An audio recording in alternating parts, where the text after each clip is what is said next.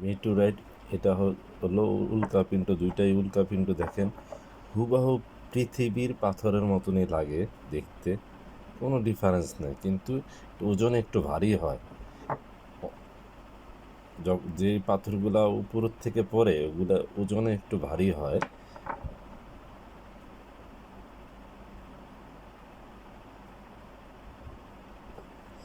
দেখতে পুরো হুবহু পৃথিবীর পাথরের মতন, কিন্তু এগুলো উল্কাপিণ্ড।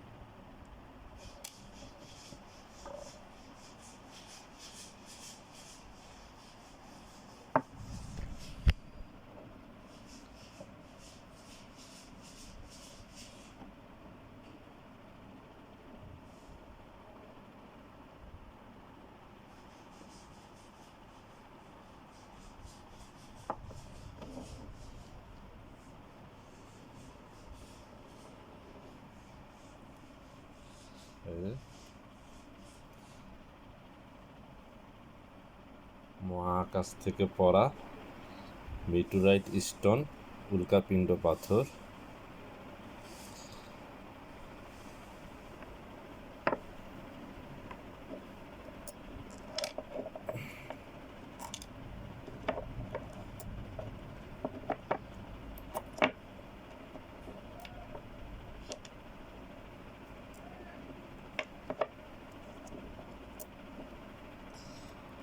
পৃথিবীর পাথর আর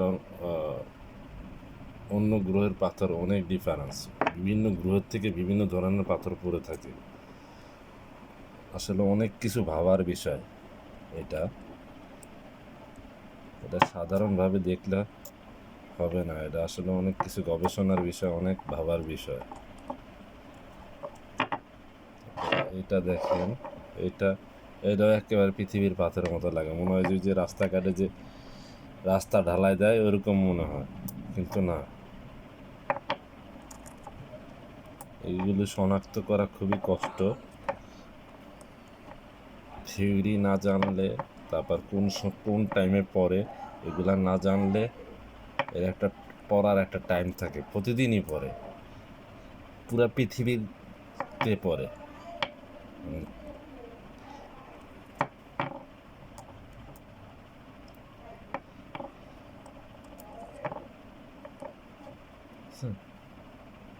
পুরা পৃথিবীর সাধারণ পাথরের মতন, কোনো বুঝার কোনো ইয়ে আছে?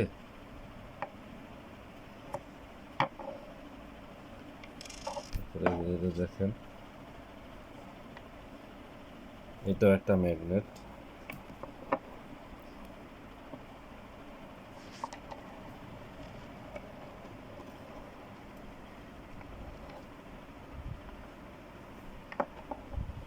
আবার ঘুরে দিই।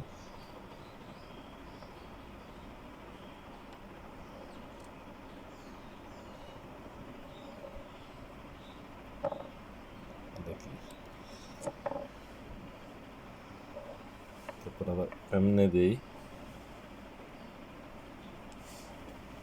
যেভাবেই দিই সেভাবেই।